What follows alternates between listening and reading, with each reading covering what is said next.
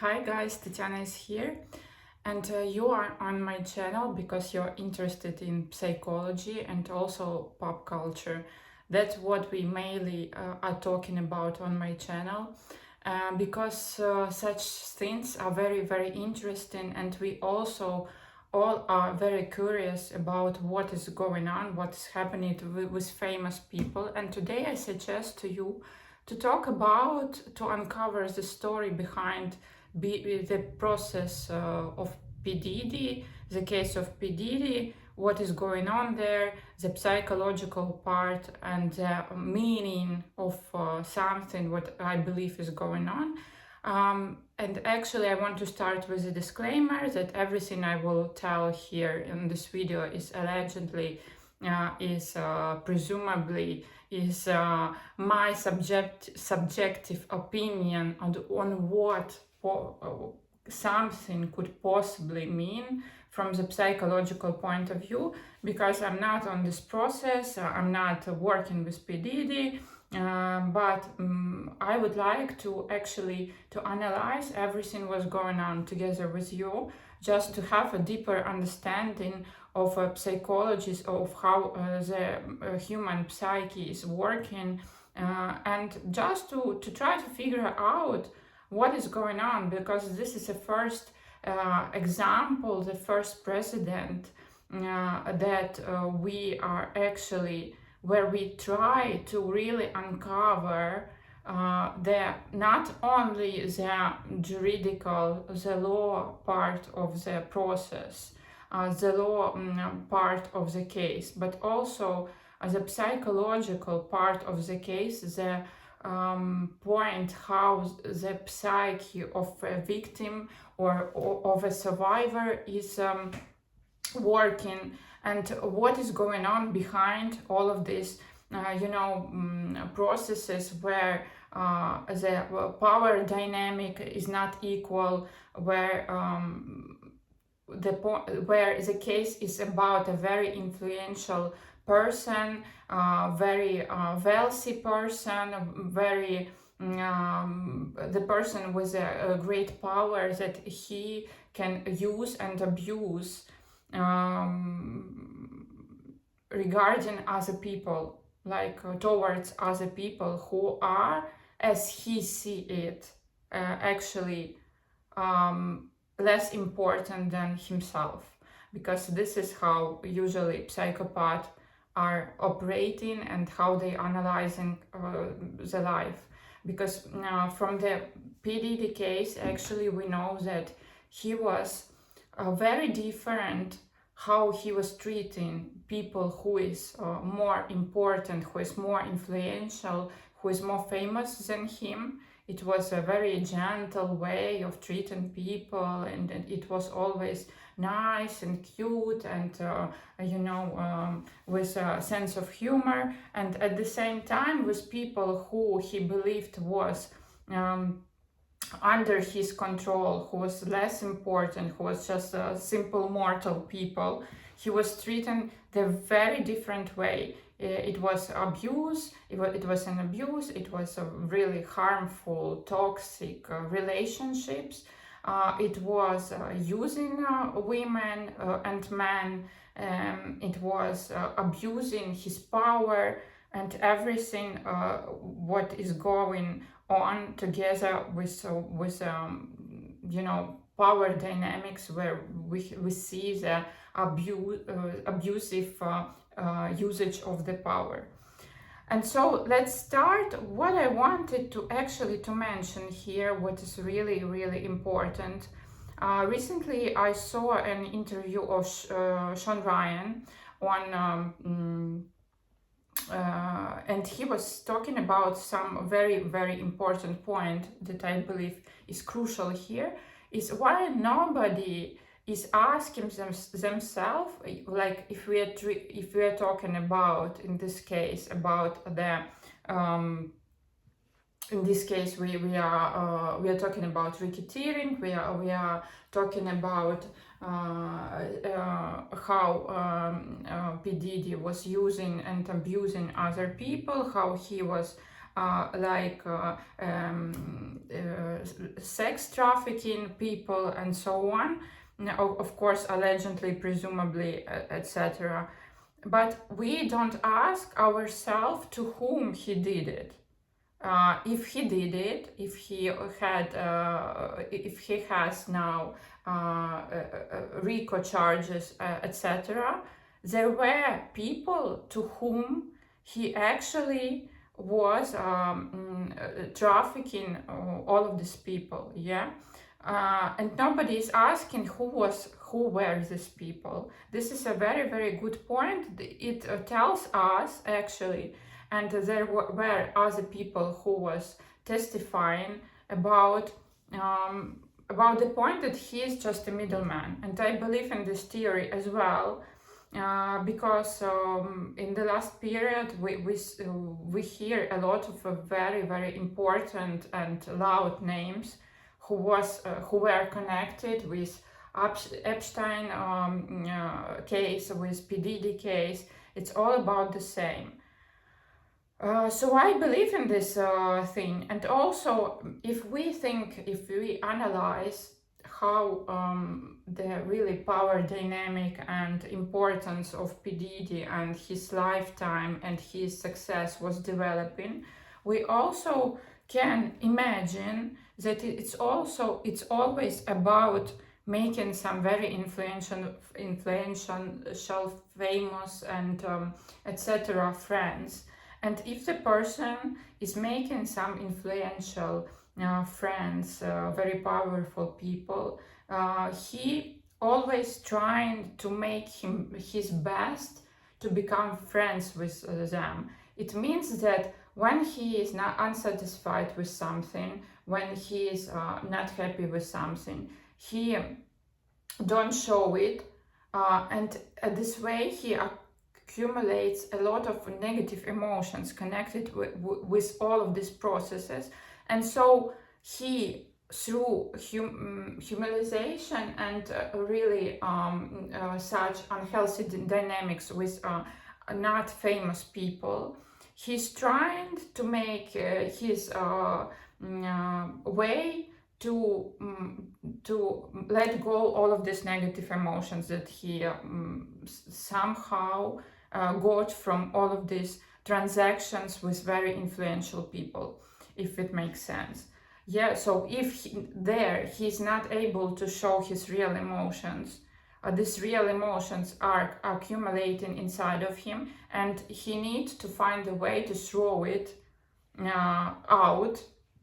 And so by humiliating other people, by abusing other people who are like not famous or who are simple people, he is trying to throw it away.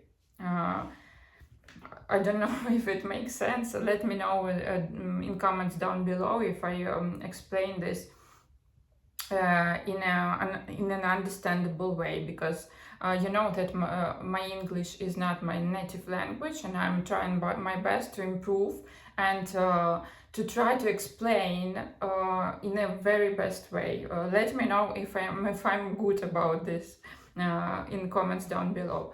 What else is interesting? The usage of substances and drugs towards his victims is also very, very interesting point, because this is how usually abusers and predators are able to control their victims. Yeah, because if the person is using, first of all, it gives her for some time, for some period, it gives her a lot of productivity, a lot of energy. And so we know about these processes a lot, actually. And I want to mention here a very interesting thing. Do you recall the series Idol, and how people was not accepting and hating and canceling this series? Just go back to this time and take a good look to the series. It was very truthful. It was actually the truthful way to show us what the pop industry is all about, what the show business is all about, how the people from show business are using young people, are giving them substances to control them, to be able control them, and to have to have this kind of, to make the dolls from the people, from real people, and to use and control them, and to show and to tell them what they should do, and also to benefit from it. Yeah, this is a very nice thing. And I also want to mention here Jaguar Wright. She was telling about her experience with music industry. She was telling us some time ago, and we thought that she is out of her mind. She's not really a healthy person, but now we have a very different look at it, right? As well on the Idol series, and on what other people was telling us about some time ago. Yeah, we understand that this is the way of controlling some people. What else? What else is interesting also about the controlling dynamic, where Casey now in this process is telling us about how P Diddy had his very different from really healthy sexuality ideas and fantasies about how he wanted to see his girlfriend to have an intersection with other people. I remind you that he liked to invite 2, 3, 4 different men to make them have an intersection with Cassie, and he was looking at that, and it turned him on. And after she had this with other men, she was having it with him. So he used this to actually what it tells us about. It tells us about the point that the person cannot really cannot be excited, cannot become excited in a very normal, in what we call adult sexuality way, and that's why he was using this way to become excited. What is also interesting, the part of it that was posted by 50 Cent. 50 Cent at some point, some days ago, was posting about itty bitty Diddy. And at first I saw that this is just a joke, a usual joke of 50 Cent, but then I discovered for myself that it was a testimony of one of the survivors, victims of P Diddy.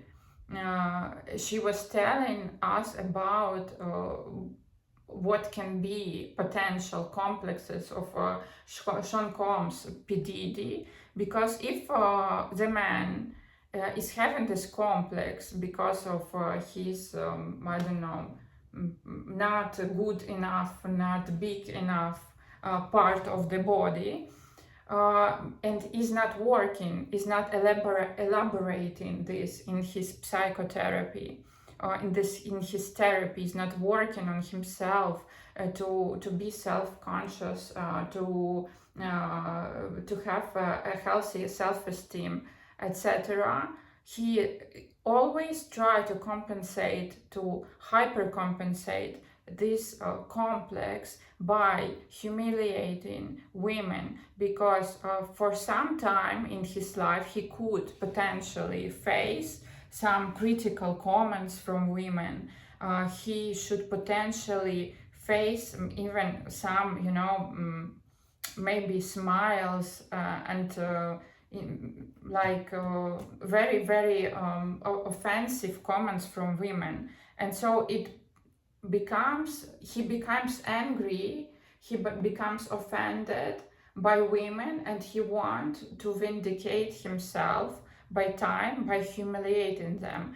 And I remind you as well that if we are talking about his mother, some time ago we also saw the testimony about her, and I remind you that the blogger, whose name is Rotten Mango, is on the process, on the trial, and she is talking about her sensations, her when she sees the mother of P Diddy, she's telling us that she is like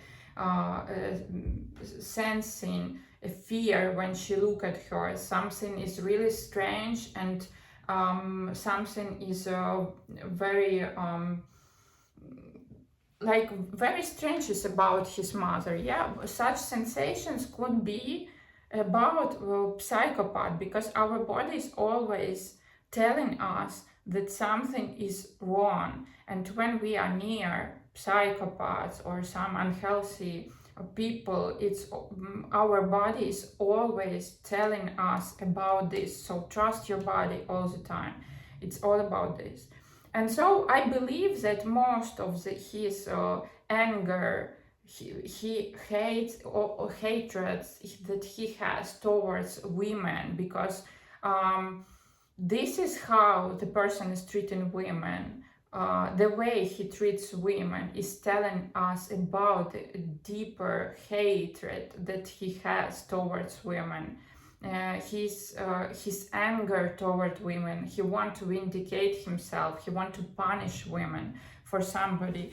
To us psychologists, it's always it's telling us always about some unhealthy dynamic with his mother. Of course, the main figure, female figure that he wants really to punish is his mother, but he doesn't want to face the real figure, and he doesn't want to work on himself in therapy to figure out who he has hatred and hate towards too. And so he finds the other women who he vindicates himself with as a projection of his hatred towards his mother.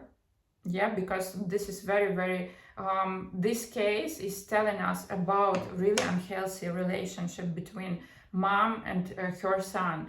And also the descriptions that people who are there in the trial are telling us, you know, usually if we are talking about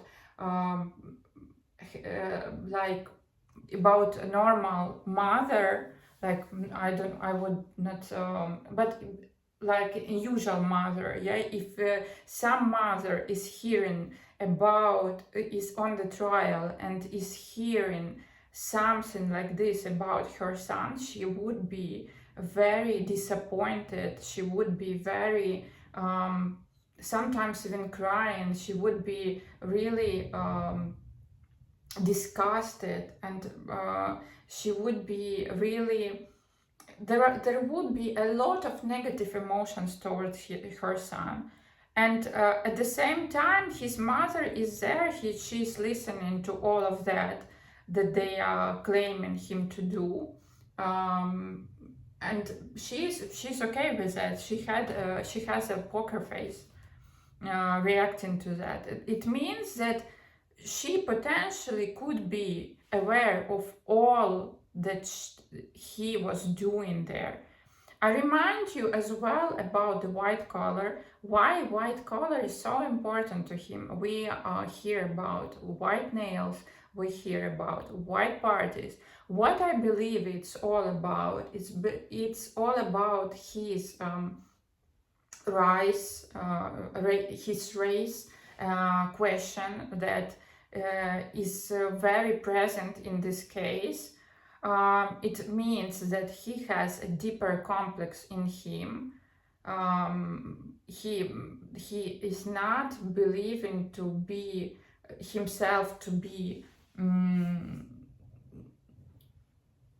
the same value as the people of different skin color, if you understand what I mean. He really wanted all the time and did everything to be in this very upper society. And I believe he faced a lot of criticism in this, and I believe he faced a lot of humiliation. I believe that he is really faced a lot of racistic comments, comments about his skin color, etc. And so he has this complex where he needs to overcompensate all of he was hearing about in all of his lifetime. And so he finds his way by doing this, by having these white parties. White is a color of higher society. Now, white is a color of purity. White is a color of being important, powerful. It's all about this. And in addition, we have some gossip, I don't know how to say it, that he was very traumatized during his childhood because his mother was bringing some men to their place when he was a child, and he saw some intercourses of his mother with different men, and his mother liked her nails to be painted white, and that's why it's actually how our psyche works, and it's how all of these perversions, all of these different fantasies and all of these different tastes in sex developed, right? Fetishes and etc. Deviant behavior. All of these developments develops from the trauma that person was having during the childhood. That's why it's all about that. What else we didn't talk about? Of course, if we talk about all how sex is showing connecting to P Diddy, it's nothing about sexuality, it's all about control. It's all about control, humiliation, vindication. It's all about hatred towards women. It's all about wanting to punish women for something. I believe it's very connected actually to his childhood. What do you think about it? Please comment down below. What did you pay attention to? How do you think this case will finish?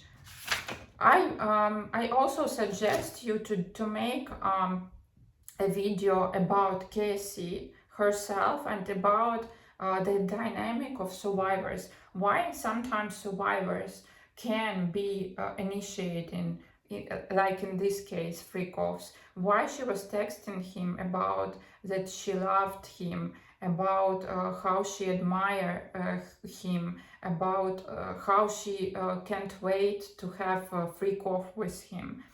What is it about? Do you want to know about this? Do you want to hear about Stockholm Syndrome, about how the psyche of survivors is working, why she couldn't leave him, even if we already know that she tried a lot of times to leave him, but there were a power imbalance over there where she was catched and she was brought to P Diddy again by his bodyguards, by his helpers, by his assistants, and everybody. You know, we are talking about RICO case. Please comment down below what do you think about it, and what do you think about Justin Bieber behavior. I believe that Justin Bieber is escaping from himself, is combating, trying to combat his own inside demons, where he really should of testifying, and he would relieve himself, he would throw it all away, as Cassie Ventura is doing now, because what she does in this process, she tells us that for a long time, for a lot of years, she had all of this hatred towards herself. She had shame. She was disgusted of herself. And now this process is her way to really relieve herself, to reinvent herself, and to really elaborate, and to finish, to end all of this story that is going on, until the person is not facing his or her demons. What do you think about it? How do you see this process? Who is right here? Who is wrong? What do you think about it? What is also interesting about this case, I believe that this is the first time where really juridic system is facing psychology. This is the first time, the first precedent where we are facing the more complicated dynamics inside of survivor, victim, abuser. Like, it's not black and white, it's much more complicated. And now we have a chance to see it, to analyze this more deeper, as not only in psychology, not only in the work with therapists, but also in the court. And so more people are aware of the processes which are inside of such dynamics, and they also are more aware in what is going on for real. So thank you for being with me. Thank you for your compliments. Thank you for your comments down below. Please leave your comment down below. Thank you for watching me. Thank you for supporting my channel, and see each other next time. Have a great weekend.